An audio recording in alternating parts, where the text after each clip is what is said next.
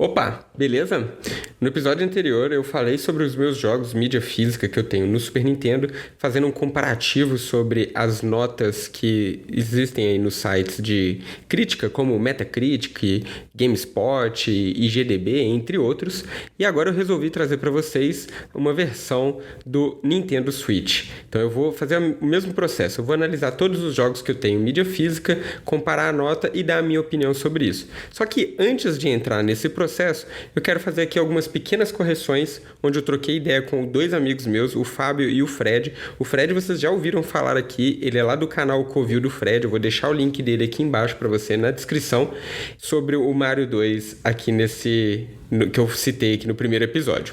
Então vamos lá. Melhor do que eu falar qual foi a correção, eu vou tocar o áudio deles nesse momento do episódio e aí vocês tiram as suas próprias conclusões e depois a gente vai para análise dos meus jogos do Nintendo Switch. O lance é que o Mario 2, ele é um clone de um jogo japonês, né? Aquele Lost Levels que você fala ali, ele é o Mario 2 japonês. E quando ele saiu em 86, a Nintendo da América falou assim, pô, a gente precisa trazer a continuação do Mario, porque o Mario fez muito sucesso, né? Nos Estados Unidos, tá? Quando chegou lá em 85, o Nintendinho. Só que a versão que a Nintendo japonesa ofereceu pra americana era a versão japonesa, né? E esse Lost Levels, tipo assim, ele é praticamente é assim, o mesmo motor gráfico, tá? O gráfico é o mesmo, mesma coisa, mesma jogabilidade, só muda as fases. E ele é muito, muito, muito difícil. Ele é muito mais difícil que o primeiro, assim, mais difícil pra caralho mesmo. Ele tem aquele cogumelo que te mata. Mas na época os americanos não gostaram. Tipo assim, não, velho, tá muito difícil aqui. Molecada não vai curtir esse jogo. Tá muito mais difícil que o primeiro. E a Nintendo da América recusou, né? O Mario 2 japonês. E pensaram numa alternativa. O que a gente pode fazer? Aí em 87 saiu um jogo lá no Japão, chamado Doc Panic, que fez lá um certo sucesso. Ele saiu, na verdade, pro Famicom Disk, né? Ele não saiu um cartucho, saiu um disquete. E aí foi oferecido pra Nintendo da América. Falei, esse jogo aqui tem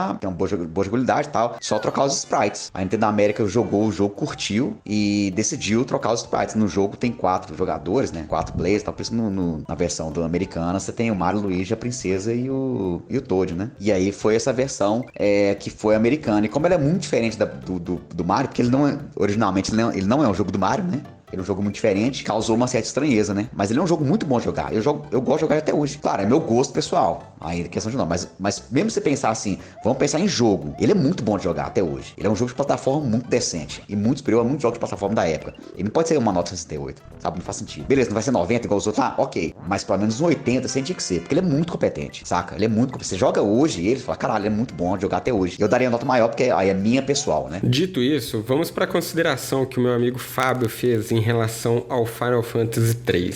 O Final Fantasy 3 ou 6, né, depende se é americano ou japonês, é porque no Japão tiveram 3 Final Fantasy que não tiveram no mercado americano. Estranhei da nota dele ser tão baixa, porque pra mim ele é o melhor Final Fantasy. Ele introduz vários personagens, 14 personagens jogáveis, cada um com sua história. A versão americana é piorzinho, porque eles censuraram muita coisa, mas ficou muito massa. Feita as devidas considerações sobre o episódio anterior, então vamos partir agora para as minhas críticas em relação aos jogos mídia física que eu tenho no Nintendo Switch. Começando pelo excelente Metroid Prime Remastered.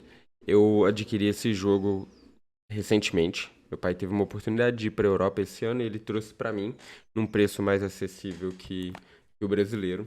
E de acordo com o site GameSpot.com, né, que lê as notas do Metacritic, a nota é 97 e os usuários estão com 9.3, que daria 93 aí numa escala de 10. Eu ainda não terminei o jogo, eu acho que eu tô indo para os momentos finais dele, deve ter ali mais umas 4 horinhas de jogo no máximo. E, cara, eu já daria pelo menos 95, um pouco acima da nota dos usuários e um pouco abaixo do Metacritic, acho que é uma nota justa. Por que eu falo isso? Eu não tive a experiência dele no GameCube ou no Wii, e de acordo aí com esse site, ele foi lançado para esses dois consoles também, mas eu não tive a experiência dele no jogo original. Então, para mim, é um jogo novo, um jogo lançamento que eu nunca tinha jogado. O começo eu achei ele bem estranho, só que eu acho que eles conseguiram transportar o jogo estilo plataforma para um FPS, assim, muito bom. No começo eu estranhei, mas depois que eu peguei o jeito, ficou super interessante. Onde eu acho que perde ponto também, o mapa. Pelo amor de Deus, aquele mapa é um dos mapas mais confusos que eu já vi e achei muito estranho. Mas assim, excelente jogo. No momento que eu tô agora, tem um momento de tensão, você consegue ali recuperar os itens da Samus Aran e para conseguir prosseguir no jogo, excelente. Tem tudo que um Metroid tem, mesmo mudando um estilo, assim. Tem toda a exploração necessária, trabalhada de um jeito muito bem feita. Muito bem feita mesmo. Então, excelente, 95 pontos. Seguindo aqui para o próximo jogo, vamos ver aqui no site, Metroid Dread. Foi o segundo jogo que eu comprei no Nintendo Switch, desde que eu adquiri o Nintendo Switch. Ele foi lançado em 2021, só para Nintendo Switch mesmo. E assim, talvez se eu tivesse jogado Metroid Prime antes, em outras plataformas, obviamente, talvez eu não tivesse estranhado um pouco o 3D. Porque eu acho que voltaram para a plataforma. Eu confesso que eu também achei estranho. Mas ali eu já estava com uma expectativa muito relacionada ao Super Metroid do Super Nintendo. Inclusive, eu falei sobre ele no episódio anterior, né? Eu também tive um estranhamento no começo. E a nota dele aqui no Metacritic tá 88, nos usuários tá 8.5. Eu concordo com a nota de 85 aqui dos usuários. Não chegaria nos 88, nem no 90. Porque eu acho que é um jogo que fica repetitivo em relação aos boss que a gente tem que matar, e aí toda hora que você entra, assim, nas 2, 3 primeiras vezes, é interessante você ser caçado, você entrar naquele momento de tensão, onde fecha todas as escotilhas e tudo mais, só que depois fica repetitivo, então fica um pouco cansativo. Eu senti que ele não tem tanto a questão da exploração nos moldes que eu gostaria de ter jogando um Metroid. E isso não tem nada a ver com o fato de ser plataforma ou com o fato de ser FPS ou tá mais direcionado ao 3D. Então eu acho que perdeu um pouquinho ali a essência do Metroid. Mas eu não sei, eu gostaria inclusive de ver ou uma continuação ou até mesmo sei lá, uma adaptação, usar a engine desse jogo para fazer um Super Metroid Remake, eu acharia excelente. Uma ótima ideia. Mas é isso, minha nota aqui tá de acordo com a nota dos usuários. Passando pro primeiro Zelda aqui da análise, eu separei aqui Metroid, Zelda e depois eu vou falar de um outro título. Eu tenho esse Link's Awakening que está em japonês, mas o jogo em si não é em japonês, mas vamos lá. Metacritic 87, média dos usuários 8.7, que dá 87 também. Cara, a minha nota pra esse jogo aqui é 95. Primeiro porque foi o segundo Game Boy que eu tive na minha vida. Foi um Game Boy Color na cor roxa, aquele roxo transparente. E eu comprei junto do Zelda Link's Awakening DX, que chamava na época. E, cara, esse jogo aqui, eles tinham que ter, assim, todos os jogos do Zelda, a Link to the Past, inclusive, eles tinham que ser refeitos nesse desenho aqui, nesse estilo. Cara, não tem uma pessoa que não olha esse jogo e fala, caramba, que jogo bonito. E aí, assim, essencialmente, eles mantiveram a mesma mecânica, todos os desafios, todos os castelos. Tem a questão que foi instalada ali no Game Boy Color, que depois de que você zerasse, você podia escolher ou não. Não, na verdade não. Na verdade você não precisava zerar, mas num determinado momento você fazia um castelo das cores ali, uma dungeon específica das cores, e você escolhia mais ataque ou mais defesa. O que tem aqui, que não tem na versão de Game Boy Color, é depois que você zera e aí você pode fazer o Hero Mode, que o jogo fica muito mais difícil, é muito mais interessante. Inclusive, eu estou jogando ele no Hero Mode pra zerar também. E, cara, que jogo maravilhoso. Então, 95 pontos, com certeza. Eu comprei ele usado na versão japonesa, e aí ele vem até com um encartezinho, tudo em japonês e tudo mais. Infelizmente, né, a Nintendo hoje não tem colocado nada, assim, dentro das caixinhas, mas isso aí fica pra um papo de outro vídeo. Seguindo aqui, vamos lá. Legend of Zelda Breath of the Wild foi definitivamente o primeiro jogo que eu comprei e foi o motivador de eu ter comprado o Nintendo Switch. E assim, eu não comprei o Switch faz muito tempo, não, porque esse jogo é de 2017 e eu comprei um Switch em 2021, talvez. 22. Não, 22. 2022. Então eu já comprei praticamente ali, né, várias pessoas falando do fim da geração, do fim da era desse console. Mas eu comprei esse jogo, usado também. Eu gosto de comprar jogos seminovos. Vamos lá, na nota aqui do Metacritic. Só um minutinho. A gata quer participar da gravação. Voltando aqui ao que eu estava falando, né? De acordo com o Metacritic, 97. Tem até uma outra, uma nota aqui falando que ele é um jogo essencial. Concordo também. E a média dos usuários, 8.7.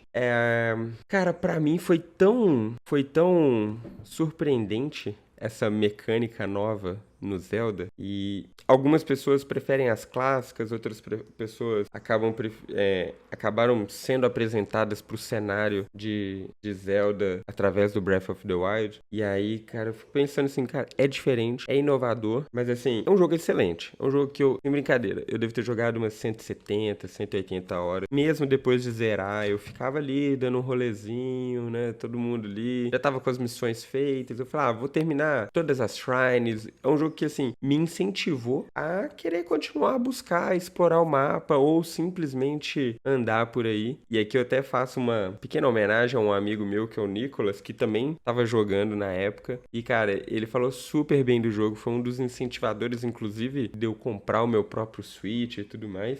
Então, Nick, obrigado. Todas as suas recomendações que você fez em relação ao Zelda foram excelentes. E eu espero que em breve você possa também jogar o Tears of the Kingdom, que eu não vou manter aqui nessa análise, porque de fato eu não tenho ele na mídia física. Eu comprei ele na mídia digital porque eu queria comprar ele logo no começo aí do jogo. Mas, acabou que eu não falei minha nota. Daria também ali uns 95, viu? Ficaria bem acima ali da média dos usuários. E agora, uma aquisição mais recente minha em relação aos jogos de mídia física, tenho o Ori The Collection, é uma edição definitiva, que eles chamam. Inclusive, veio com um cartãozinho de soundtrack, veio com alguns cards do próprio jogo. Se você estiver ouvindo apenas no podcast, lá no meu YouTube você pode ver as imagens que eu estou mostrando aqui na tela. E aí é um cartucho que ele tem os dois jogos, né? O Blind of Forest e o Will of Wisps. Meu primeiro contato com o Ori, primeiro, foi uma super indicação também do meu amigo Fred, que eu falei